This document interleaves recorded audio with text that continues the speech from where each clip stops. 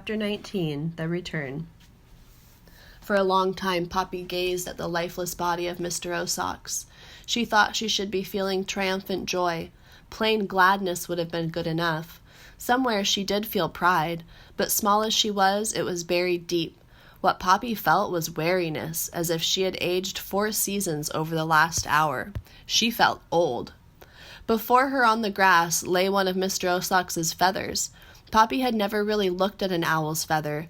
This one was quite lovely. It was a molted brown color with a white tuft on top, soft as any baby's breath. She picked it up. In the breeze, the veins stirred slightly. With a sigh, Poppy slipped the feather into her sash. Then she turned and looked at the cornfield. At first she thought what she most desired was to lie down and sleep. It was growing dark. But a moment's thought made her realize sleep was impossible. What she needed to do was tell someone about her discoveries and what had happened. She crossed the dirt road and moved along the edge of the forest. There was enough of the porcupine's lingering scent for Poppy to find the trail that Aerith had used to go from his home to the field. For once, and it made Poppy smile, she was grateful for the old fellow's stink. Plunging directly into Dimwood Forest, Poppy traveled slowly, methodically, taking the time for proper precautions. Now and again she paused to absorb the lush view. The way the moonlight filtered through the fragrant air, a very tall tree, a particularly beautiful fern, a bush laden with blackberries as big as her head. When Poppy reached Aerith's log, she paused long enough to contemplate Mr. Osaux's now abandoned snag. Who, she wondered, would live in it now? "Aerith!" she called into the log from the entryway. "Are you home? Aerith!" In response, there was some scratching and snorting deep within. "That you, Aerith?" "Who the snail squirt is that?" came the growled reply. "Can't a creature have any privacy around here? Beat it unless you want to eat a quill sandwich." "Aerith, it's me, Poppy." "Who?" "Don't you remember? Poppy." "Poppy!" came the echo with more enthusiasm than before. A great rattling and shuffling could be heard. Then Aerith's grisly, flat face loomed out of the darkness. "That really you, girl? Where is it?" "Where is what?" "The salt. Didn't you bring it?" "Aerith, it's about Mr. Osaux. I don't give a flea's flick for that jerk of an owl. Where's the salt you promised me?" "It's there, by Newhouse, all broken up on the ground." "On the ground?" Aerith shrieked. "What's it doing there?"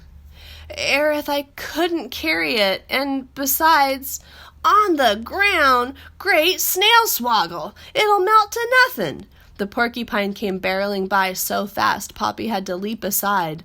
The next moment he was all but running down the trail. "Can I sleep here?" Poppy called after him. "Can't stop to talk," Aerith called back, and indeed he was gone. Poppy stepped into the log, lay down, and was asleep at once. She slept until the sun was high. When she woke, Aerith had not yet returned, so she went out, found some seeds, ate them, returned to the log, and slept again until dusk.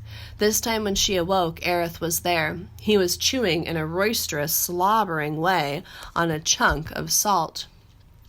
"Hello," Poppy said. Aerith didn't even look up. "Delicious. Best salt I ever had." He licked his lips. "Awesome." "Then you got some of it?" "Some of it? All of it. I'm just about ossified. This is the last bit. It was all pure, wonderful salt, absolutely delicious, amazing, divine." "Aerith?" "What's that?" "Did you see Mr. Osaux?" "Oh, yeah, him, dead. What happened?" Poppy told him. The porcupine, though busy with the salt, slowed his slobbering to listen. When Poppy finished her story, she asked Aerith, "What do you think?" Aerith shook his head. "Never thought I'd appreciate that owl's hard head. But if what you're saying is true—" "It is."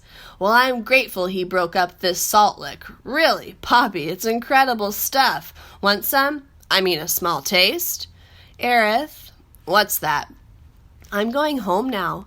May I come back and visit?" "Sure, Poppy, sure, anytime, and bring some salt." "Well, I'm going now." "Poppy." "What?" "You're the salt of the earth." Poppy crossed Glitter Creek by using the bridge. The rest of the way she traveled by the side of the tar road. By the time she reached Gray House, it was late. The first thing she noticed was that the red flag was flying. She climbed the porch steps slowly. Instead of going right inside, she took a peek. The entire family gathered on the front parlor.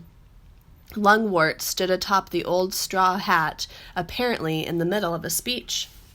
"And so, dear friends, we will have to break up the family. Yes, disperse, go our separate ways, forage on our own. There is insufficient food here for us, but first I wish to engage in a brief memorial to our full family, which—" "Poppy? Is that you, Poppy?" She stepped inside. All the mice turned to stare. Poppy gazed at them evenly. Then she pulled the feather from Mr. Osox's feather. Mr. Osox's feather, from her sash and held it aloft for all to see.